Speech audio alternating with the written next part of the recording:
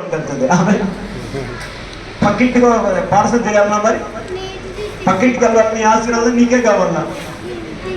వింటున్నదా? దేవుడు ఆశీర్వదించిన తర్వాత బిజీ అయిపోయేవాళ్ళు ఎక్కువైపోయారు. హల్లెలూయా.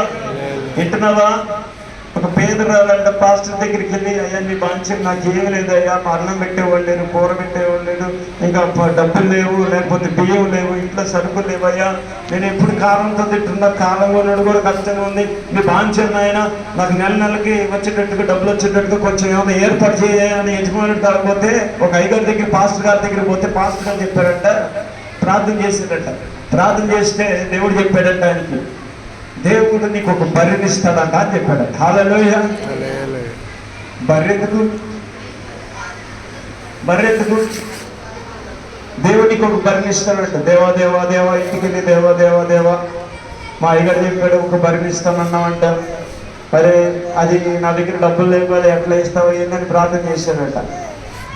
ఇగో గవర్నమెంట్ వాళ్ళు వచ్చారంట, లోన్లు పెట్టుకోవాలని, అందులో రాపించిందంట, నాకు ఒక బర్రె కావాలి, బర్రెలు కావాలని లోన్ పెట్టుకుందంట.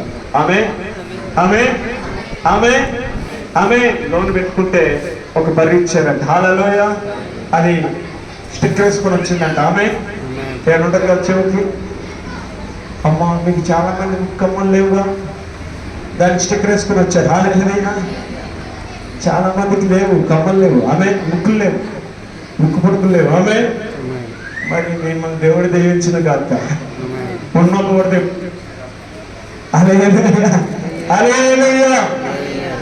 అట్లా ఒక స్టిక్కర్ వేసుకుని వచ్చిందంట.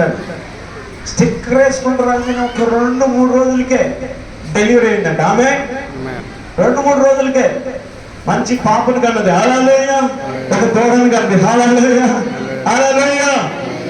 ప్రతిరోజు సమృద్ధి ముసలామికి. ఆమె మా అయ్యగారు ప్రార్థన చేసాడు, అయ్యా తిండికి లేదంటే నెల నెల రోజు పాలు పోస్తుంది, నెల నెలకి డబ్బులు తెచ్చుకుంటుంది, సరిపోతుంది కదా. ఆ ఇంటి పక్కన చెప్పాడంట, ఒక ముసలోళ్ళకి స్నేహం ఉంటారు, కుర్రపిల్లల మాట ముసలోళ్ళు విన్నారు, ముసలోళ్ళ మాట కుర్రపిల్లలు అన్నారు. ఒకవేళ కుర్రపిల్లలు కానీ ఒరే నాయన అది చేసేది మంచిది, నువ్వు కూర్చోయ్యా ముసలిదానా, నీ పని అయిపోయింది, పక్కన కూర్చోంటాడు నీ కుర్రోడు. హల్లెలూయా. హల్లెలూయా. ఏంటంటే ముసలోళ్ళే స్నేహం ఉంటారు. ఆ ముసలోడు చెప్పాడంట, చూడమ్మా ఒక్క బర్రెతోనే ఏమేగుతూ, అది ఇస్తే ఒక 6 నెలలు ఇస్తుంది, సంవత్సరం ఇస్తుంది. వింటున్నారా?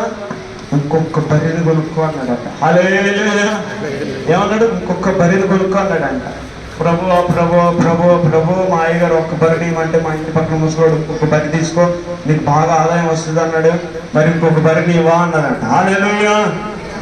వాడెవడో ఇంటి పక్కన పోతా స్థలాలను నమ్ముకుని పోతా తక్కువ రేటుకి ఆ బర్రెని చెల్లిపోయాడంట. ఆమె తక్కువ రేటుకి బర్రెని చెల్లిపోయాడంట. అది కూడా 2 రోజులు రాగానే డెలివరీ అయిందంట. ఆమె హల్లెలూయా. అది మళ్ళీ కన్నదంట. హల్లెలూయా. అయిపోగానే ఈమె రోజుకి అయ్యగారికి కానుకలు పెట్టడం, దీవించి పెట్టడం, పాలు పంపించడం చూసిందంట. ప్రభువా ఈ ముసలానికి నేను ఒక బర్రెని బట్టి 2 బర్రెలు ఎట్లా ఇచ్చావు కానీ ప్రార్థిస్తున్నాను అయినా, ఇంకా సమృద్ధి కలిగిన బర్రెలు నీవు నాయనా అన్నాడు. హల్లెలూయా.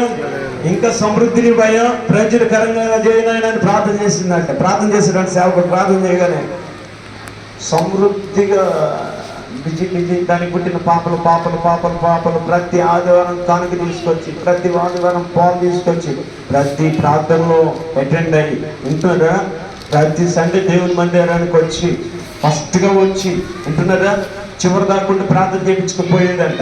ఆమె ఆ బలి అంత పెద్ద సమూహంగా అయిపోయిన తర్వాత ఆమె బిజీ అయిపోయింది. ఆమె వింటున్నారా?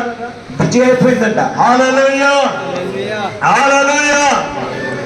బాగా బిజీ అయిపోయిన తర్వాత ఎవరో ఒకడు అన్నాడంట, ఆ మూల నుండి ఒక ముసలోడు, ఆ ఊరి చివరి నుండి ఉండే ఒక ముసలోడు, ఏమమ్మా పెద్దని ఒకప్పుడు తిండికి లేకపోతుంటే దేవుడు నిన్ను బాగా దీవించాడంట కదా, నిజమేనా అన్నాడట. ముసలాం ఏమన్నాలే? అవునయ్యా, నేను ప్రతి ఆదివారం మందిరానికి వెళ్తా, అక్కడ నా గురించి ప్రార్థన చేసే ఒక సేవకుడు ఉన్నాడు, ఆయన ప్రార్థన వల్లనే నేను ఇంత ప్రయోజకుడు ఉన్నాయను, ఇంత అభివృద్ధి నాకు వచ్చిందని చెప్పాలా చెప్పకూడదా? చెప్పాలనా చెప్పకూడదా? ఆమెమ్మడే ఒక అలవాటు ఉందంట. ఇద్దరు ముసలో స్నేహం వాళ్ళిద్దరు. ఆమె వెంబడే ఇంకో ముసలాం ఉందంట. ఆమెకి ఎప్పుడైనా సరే ఏ సునామంలో నేను దీవించను గాక అన్నప్పుడు ఏమంటారు మీరందరూ? అదే అలవాటు ఉందంట. హల్లెలూయా, హల్లెలూయా. నా మాటలు అర్థమవుతున్నాయా? అయ్యగారు ఏది చెప్పినా సరే ఆమేన్ అంటదంట. ఆ పక్కన ఉన్న ఒక ముస్లాం, వీళ్ళిద్దరు బాగా స్నేహితులు. హల్లెలూయా.